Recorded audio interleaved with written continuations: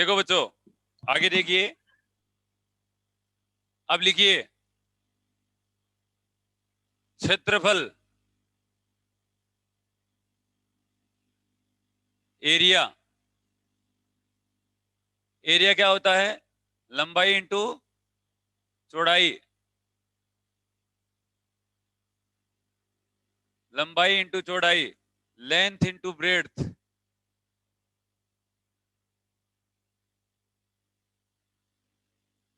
Length into breadth, ठीक है। तो देखो बच्चों, लेंथ को भी किससे लिखते हैं? Metre square. और ब्रेड्थ को भी किससे लिखा जाता है? मीटर से। मीटर स्क्वायर हो गया। क्या हो गया? मीटर स्क्वायर हो गया, ठीक है। तो मीटर स्क्वायर हो गया तो इसकी क्या हो जाएगी? MLT फॉर्म क्या हो जाएगी? M0 L की पावर 2 और T की पावर 0। ये हो गया क्षेत्रफल के लिए। आगे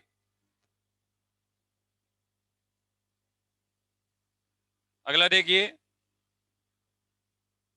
अरे सही लिखा है ना? अब देखो, आवर्ती फ्रीक्वेंसी,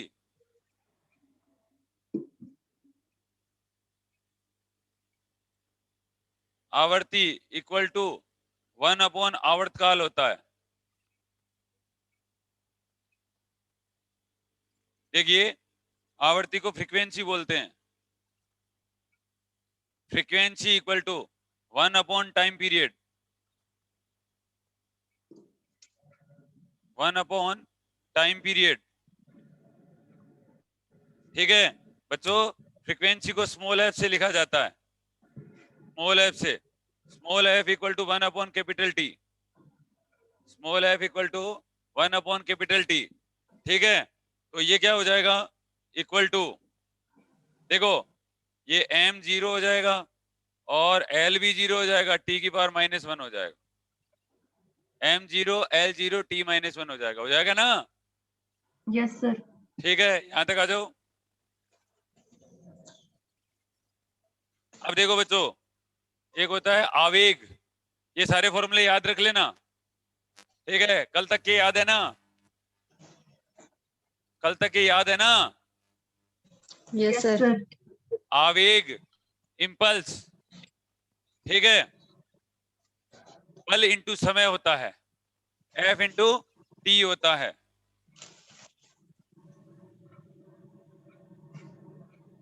बल इंटू समय को इंपल्स बोला जाता है, इंपल्स। फोर्स इंटू टाइम होता है, फोर्स इंटू टाइम होता है। फोर्स को क्या लिखते हैं बच्चों? फोर्स की यूनिट क्या होती है? केजी मीटर पर सेकेंड। और ये सेकेंड हो गया, तो क्या बच जाएगा? केजी इंटू मीटर बच जाएगा। M1 L1 और T कितना हो जाएगा? 0। ये इसकी यूनिट आ जाएगी, लिख लीजिए।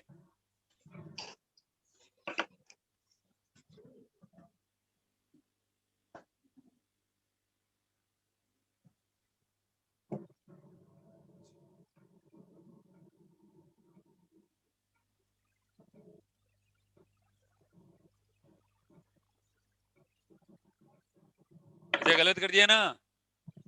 1 minute, second square, KG metre पर सेकेंड स्क्वायर, तो T-1, सॉरी, T-1।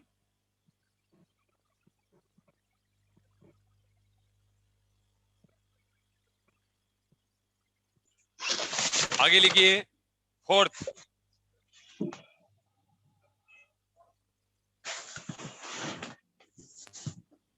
फोर्थ लिखिए संवेग, मोमेंटम। मोमेंटम इसको स्मॉल p से लिखा जाता है। संवेग बराबर द्रव्यमान इंटू वेलोसिटी होता है, द्रव्यमान इंटू वेग होता है, equal to momentum m into v लिखते हैं। p इक्वल टू m भी लिखा जाता है इसको, ठीक है। अब p इक्वल टू, इसको kg से लिखा जाता है, kg। और ये क्या हो जाएगा? वेलोसिटी का मीटर पर सेकेंड, तो M1 L1 और T-1 हो जाएगा। M1 L1 T-1 हो जाएगा।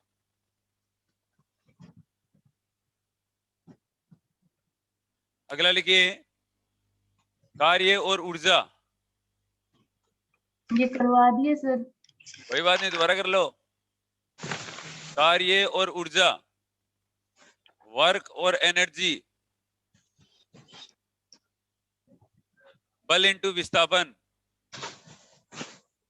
बल इंटू विस्थापन। तो बल को F से लिखते हैं और डिस्प्लेसमेंट को ds से लिख दो, चाहे आप वेक्टर फॉर्म में ये हो जाएगा W equal to F dot D S. ठीक है, डिस्प्लेसमेंट को d से लिख दो चाहे आप। ठीक है, तो वर्क को लिखा जाता है W से, F dot D S.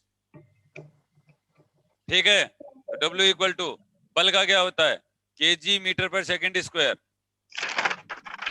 kg metre per second square, और ये मीटर।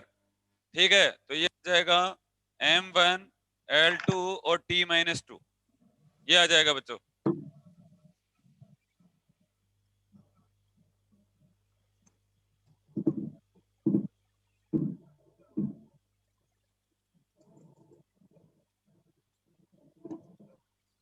चलेंगे यहाँ,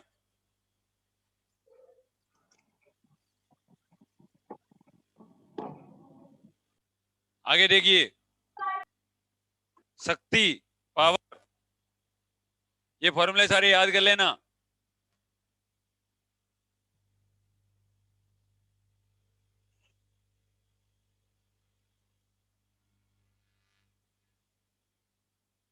पावर, शक्ति इक्वल टू कार्य बटा समय होता है, कार्य बटा समय होता है, वर्क अपॉन टाइम होता है, वर्क अपॉन टाइम होता है। पावर इक्वल टू, पावर को कैपिटल P से लिखा जाता है, वर्क को किससे लिखा जाता है, W से। P equal to W upon T, याद रखना। ठीक है, तो अब देखिए पावर इक्वल टू W को F डॉट डी एस लिखा जाता है, F dot D S upon T लिख दीजिए। ठीक है, इसको लिखा जाता है kg मीटर पर सेकेंड, ds को लिखा जाता है मीटर से, टाइम को लिखा जाता है सेकेंड से। तो ये हो जाएगा kg metre square upon second square. तो kg को लिखा जाता है m1 l2 और t-2, ये पावर की यूनिट आ जाएगी।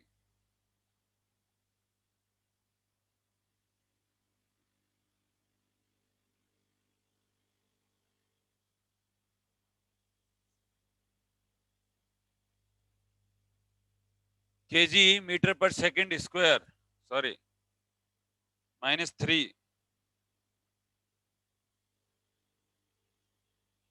m1 l2 t-3।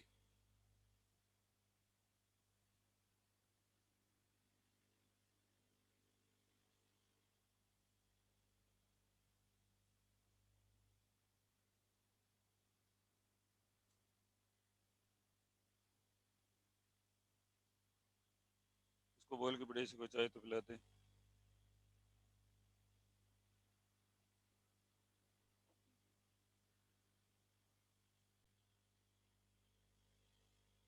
दाब या प्रतिबल,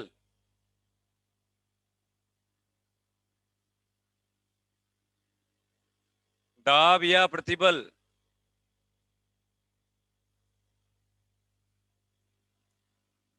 वो पावर बैंक तो लगाया यार।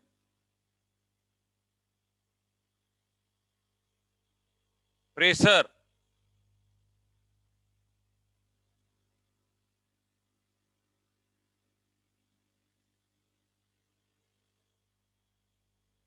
प्रेशर और स्ट्रेस, बल बटा क्षेत्रफल होता है, सॉरी बल बटा एरिया होता है। हाँ ठीक है, बल बटा क्षेत्रफल होता है। Pressure equal to F upon area, F की यूनिट लिख दो kg metre per second square, kg metre per second square, और ये मीटर स्क्वायर। तो ये हो जाएगा m1 l-1 और t-2, m1 l-1 t-2।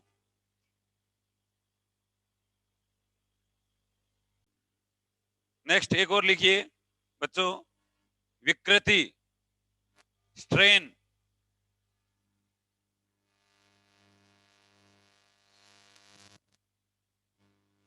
Strain,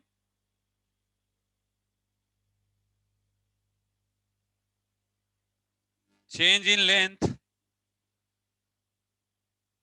change in length upon initial length, initial length या ओरिजिनल लेंथ,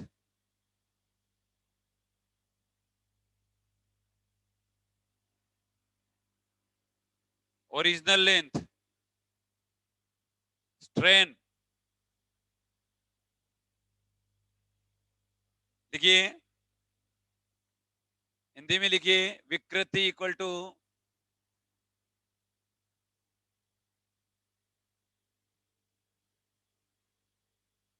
लंबाई में वृद्धि, लंबाई में वृद्धि अपॉन प्रारंभिक लंबाई, अपॉन प्रारंभिक लंबाई। लंबाई में वृद्धि कितनी हो जाएगी बच्चों? जैसे सपोज कीजिए डेल्टा एक्स लिख दी, ठीक है, या डेल्टा एल लिख दो, डेल एल अपॉन एल, ठीक है। ये भी किसमें आती है? मीटर में। ये भी किसमें आती है? मीटर में। तो ये हो जाएगा m0, l0 और t0। ये विमाहीन राशि होती है। विकृति क्या होती है?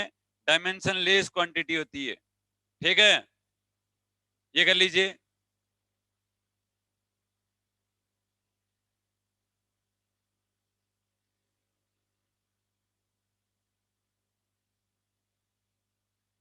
अब देखो बच्चों, नेक्स्ट।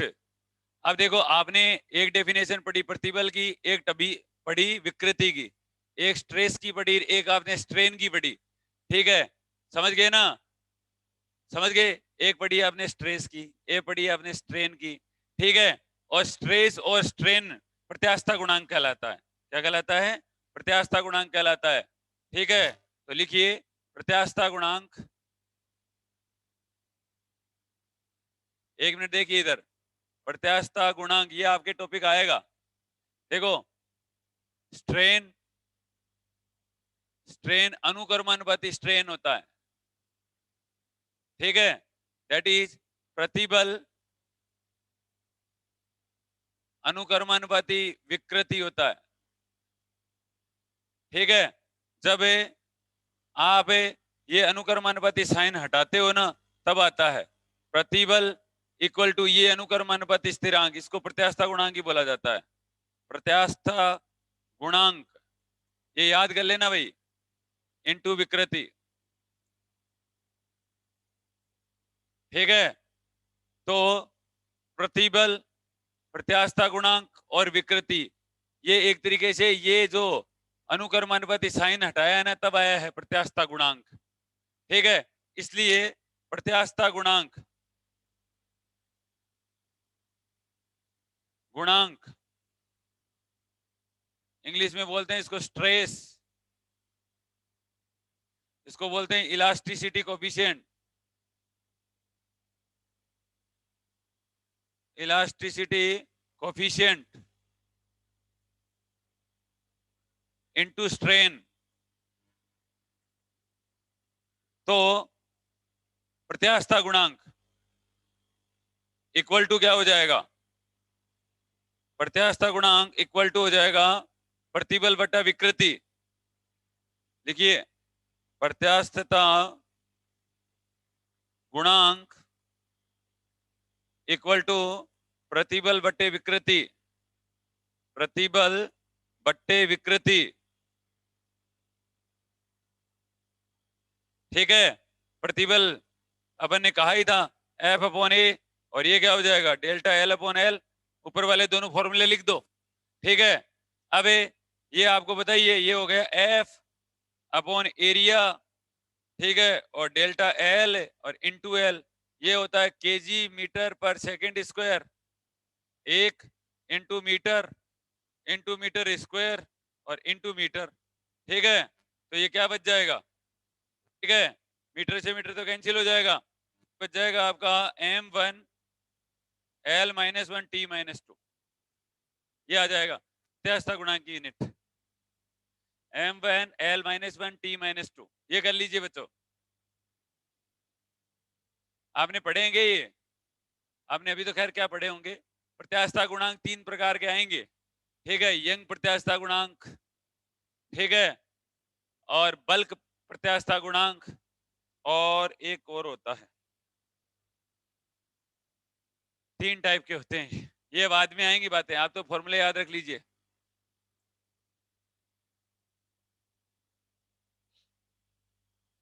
ठीक है, तो ये स्ट्रेस है, सॉरी ये गलती से लिख दिया मैंने, stress proportional to strain, sorry.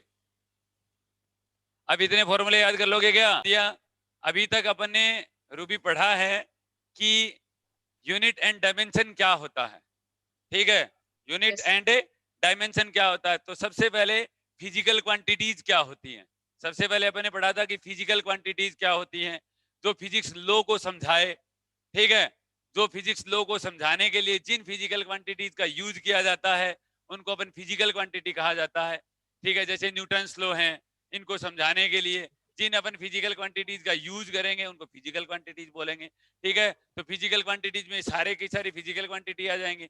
अब फिजिकल क्वांटिटीज को भी अपन आगे करेक्टराइज करते हैं, ठीक है। फिजिकल क्वांटिटी दो प्रकार की होती हैं, एक दिशा के आधार पर, डायरेक्शन के बेसिस के ऊपर डिफाइन किया जाता है, ठीक है। तो डायरेक्शन के बेसिस के ऊपर अगर अपन जब डिफाइन करेंगे तो वो दो टाइप की हो जाएंगी, एक स्केलर हो जाएगी और एक क्या हो जाएगी, वेक्टर हो जाएगी। एक स्केलर हो जाएगी और एक क्या हो जाएगी, वेक्टर हो जाएगी। दूसरा, बेस्ड ऑन देयर डिपेंडेंसी, निर्भरता के आधार पर, बेस्ड ऑन देयर डिपेंडेंसी, निर्भरता के आधार पर भी दो टाइप की फिजिकल क्वांटिटीज होंगी, ठीक है। एक उसको अपन क्या बोलेंगे, बेस क्वांटिटीज, क्या बोलेंगे, बेस और फंडामेंटल क्वांटिटीज बोलेंगे, और एक अपन डेराइव्ड क्वांटिटीज बोलेंगे। एक क्या बोलेंगे, डेराइव क्वांटिटीज बोलेंगे। तो फंडामेंटल क्वांटिटीज आपने 11वीं क्लास में पढ़ा होगा, ठीक है, मीटर, केजी, मास, द्रव्यमान, के मास,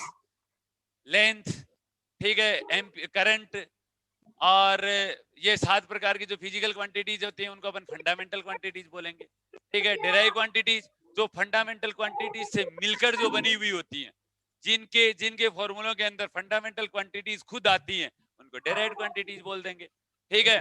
तो ये अपना एक दिन पहला चैप्टर यही था कि डायमेंशन और क्या नाम है, यूनिट फिजिकल क्वांटिटीज क्या होती हैं, पहला अपना चैप्टर यही था। फिर अपन ने पढ़ा था कि मेजरमेंट, एक मिनट रुकना, फिर अपन ने पढ़ा था, देखो बच्चों, अपना एक दिन दूसरी जो क्लास थी वो ये थी कि यूनिट ऑफ फिजिकल क्वांटिटीज, कि अपन ने पढ़ा कि फिजिकल क्वांटिटीज क्या होती हैं, तो आगे अपना है कि यूनिट क्या होती है, यूनिट ऑफ फिजिकल क्वांटिटीज क्या होती है, ठीक है। तो unit of physical quantities normally upon 3 type से लिखते हैं, नॉर्मली 4 टाइप से लिखते हैं। एक होता है एमकेएस, एक होता है एफपीएस, फुट पाउंड और सेकंड, ठीक है, एमकेएस मीटर किलोग्राम और सेकंड, एक हो जाएगा सीजीएस, सेंटीमीटर ग्राम और सेकंड, और एक एसआई, इंटरनेशनल सिस्टम, ठीक है। अगर अपन देखो, मीटर, एमकेएस नाम से स्पष्ट है, लंबाई को मीटर से, लेंथ को मीटर से, मास को केजी से, और टाइम को सेकंड से लिखते हैं, तो एमकेएस हो जाएगा। अगर अगर लंबाई को फुट में, लंबाई को, लेंथ को फुट में, मास को पाउंड में, और समय को अगर सेकंड में लिखा जाता है तो एफपीएस हो जाएगा। सीजीएस, सीजीएस सीजीएस लंबाई को सेंटीमीटर में, ठीक है, मास को ग्राम में, और समय को सेकंड में, तो सीजीएस हो जाएगा। और एमकेएस इसी का ही सुधार हुआ रूप एसआई सिस्टम होता है। एमकेएस का मॉडिफाइड फॉर्म क्या होता है, एसआई होता है। एक दिन की क्लास अपनी ये है, ठीक है। एफपीएस क्या होता है, एमकेएस क्या होता है, सीजीएस क्या होता है, ठीक है। उसके बाद में अपन ने एक दिन पढ़ा था क्लासिफिकेशन ऑफ यूनिट्स, ठीक है। तो यूनिट की क्लासिफिकेशन क्या होती है, तो वो तो अपन ने पहले ही कर चुके हैं। बेस और फंडामेंटल क्वांटिटीज होती हैं एक, दूसरे टाइप का होता है डेराइव्ड क्वांटिटीज, तीसरे टाइप की होती है सप्लीमेंट्री क्वांटिटीज, चौथी होती है प्रैक्टिकल यूनिट्स, और पांचवी होती है इम्प्रॉपर यूनिट्स। ठीक है, यूनिट को अपन ने करेक्टराइज किया था। ठीक है, ये अपना अगला टॉपिक था। नेक्स्ट टॉपिक अपना ये था। ठीक है, एक क्लास अपनी इसके ऊपर की हुई है। अब आता है अपना डायमेंशन क्या होता है, वीमा क्या होता है। ठीक है, तो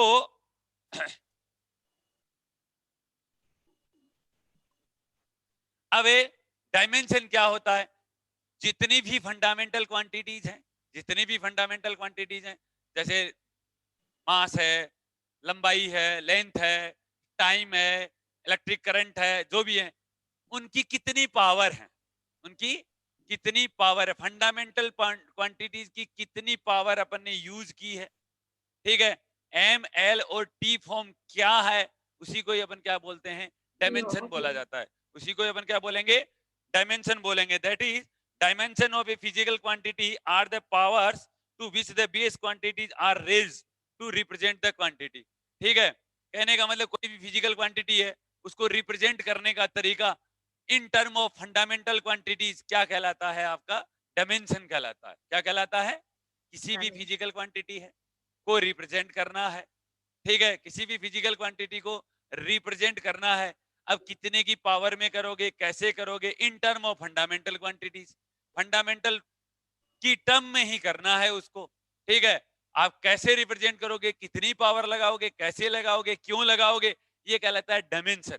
ये क्या कहलाता है, डायमेंशन कहलाता है, वीमा कहलाता है। ठीक है, तो अगर अगर अपन अगर अपन किसी भी फिजिकल क्वांटिटीज हैं, किसी भी फिजिकल क्वांटिटीज हैं, उसको अगर आप एम एल टी फॉर्म में लिखते हो, दैट इज आप मास को एम की फॉर्म में, लेंथ को आप एल की फॉर्म में, और टाइम को आप टी की फॉर्म में लिखते हो, तो ये डायमेंशन इक्वेशन कहलाएगा। ये क्या कहलाएगा, डायमेंशन इक्वेशन कहलाएगा। समझ में आ गया, ये क्या कहलाएगा बच्चों, डायमेंशन इक्वेशन कहलाएगा ये। ठीक है, तो जिसको एम एल टी फॉर्म कहते हैं। समझ में आ गया, एक दिन क्लास अपनी ये थी, एम एल टी फॉर्म। ठीक है, फिर अपनी बात आती है, दिमाग के अंदर आता है कि अपन डायमेंशन जो इक्वेशन है वो अपन क्यों यूज करते हैं। ठीक है, एक दिन अपनी क्लास ये भी थी कि डायमेंशन इक्वेशन को अपन क्यों यूज करेंगे।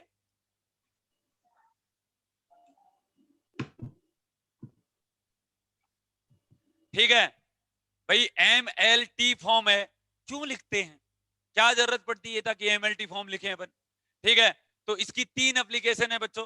पहली बात कि किसी भी फिजिकल क्वांटिटी को अगर आप दूसरी फिजिकल क्वांटिटी में अगर आपको चेंज करना है, तो अपन डायमेंशन इक्वेशन काम में लेते हैं। क्या काम में लेते हैं, डायमेंशन इक्वेशन को काम में लिया जाता है। ठीक है, to convert physical quantity from one system to another system में इसकी यूनिट में चेंज करने के लिए। ठीक है, तो इसलिए अपन डायमेंशन इक्वेशन काम में लेते हैं। ठीक है, दूसरा था to check the dimensional correctness of a given physical relation. कोई भी अपना फिजिकल रिलेशन है, दैट इज आप कुछ भी मान लीजिए, F बराबर एम ए है, जैसे देखिए F equal to M A है, F इक्वल टू क्या है, एम ए है। F इक्वल टू अगर M A, F equal to अगर एम ए, अगर आपको ये फॉर्मूला बताना है कि सही है कि गलत है, ठीक है, उसके लिए अपन डायमेंशन एनालिसिस यूज करेंगे। ठीक है, डायमेंशन, अगर F की डायमेंशन जो भी अपन ने लिखी है, M की डायमेंशन लिख दीजिए, A की लिख दीजिए, अगर ये दोनों इधर का मल्टीप्लीकेशन और इधर का नंबर का एमएलटी फॉर्म अगर बराबर आता है तो वो डायमेंशन इक्वेशन हो जाएगा। ठीक है, इसलिए डायमेंशन इक्वेशन यूज करते हैं। ठीक है, किसी भी फॉर्मूले की करेक्टनेस के लिए, सही प्रूव करने के लिए अपन डायमेंशन इक्वेशन को यूज किया जाता है। अगला ये हो गया। तीसरा है to derive relationship between different physical quantities. अगर आपको किसी भी फिजिकल क्वांटिटीज के अंदर रिलेशन अगर स्टेब्लिश करना है तो भी क्या किया जाता है, डायमेंशन इक्वेशन यूज किया जाता है। इसलिए डायमेंशन इक्वेशन, समझ में आ गया। ठीक है, तो ये अपना था dimension analysis. MLT form of measurement क्या होता है, यूनिट मेजरमेंट का एक ऐसा रेफरेंस, मानक का एक ऐसा आधार जिसके गुणज के रूप में, मल्टीप्लिकेशन की फॉर्म में फिजिकल क्वांटिटीज को रिप्रेजेंट किया जाता है वो क्या कहलाता है, उसका यूनिट कहलाता है। वो उसका क्या कहलाता है, यूनिट कहलाता है। जैसे मैंने बोला कि मैं 10 किलोमीटर चला, ठीक है, तो 10 क्या हो जाएगा बच्चों, यूनिट हो जाएगा। 10 क्या हो जाएगा, यूनिट हो जाएगा। किलोमीटर चला, ये इसकी डायमेंशन हो जाएगी, ये इसकी क्या हो जाएगी, डायमेंशन हो जाएगी। समझ गए मेरी बात को, ये क्या हो जाएगा, यूनिट हो जाएगा। ये क्या हो जाएगा, यूनिट, मापन। मापन दैट इज क्या नाम है, मात्रक। मात्रक क्या होता है, मेजरमेंट का एक ऐसा बेस जिसके मल्टीप्लिकेशन की फॉर्म में किसी भी फिजिकल क्वांटिटीज को क्या किया जाता है, रिप्रेजेंट किया जाता है। ये तो क्या हो जाएगा, ये क्या हो जाएगा बच्चों, यूनिट हो जाएगा, ठीक है, मैग्नीट्यूड फॉर्म में हो जाएगा। तो ये अपना यूनिट हो ही गया, फिजिकल क्वांटिटीज हो ही जाएगा, डेराइव क्वांटिटी हो ही जाएगा। अभी तक अपन ने यहां तक पढ़ाया है। हाँ, कल वाला सवाल एक बार दोबारा से चेक कीजिए। Calculate the gravitational, calculate the dimension of gravitational constant. तो देखो F equal to G m1 m2 upon r square, ठीक है, तो ये हो जाएगा force into r square upon m square equal to G, ठीक है, ये आ जाएगा केजी मीटर पर second square, second square into metre square और डिवाइडेड बाय मीटर स्क्वायर और इक्वल टू जी, ठीक है। तो मीटर से मीटर, सॉरी ये केजी स्क्वायर, ये केजी स्क्वायर आ गया, ठीक है, जी इक्वल टू, यहां तक सही है। अब यहां आ गया m-1 L3 और t-2, ये आई, यही है क्या, अरे यही करवाई थी क्या सर आपने फोर करवाई थी। अब सही है ना, यस सर। हाँ यस ठीक है, सर। अब कर लो।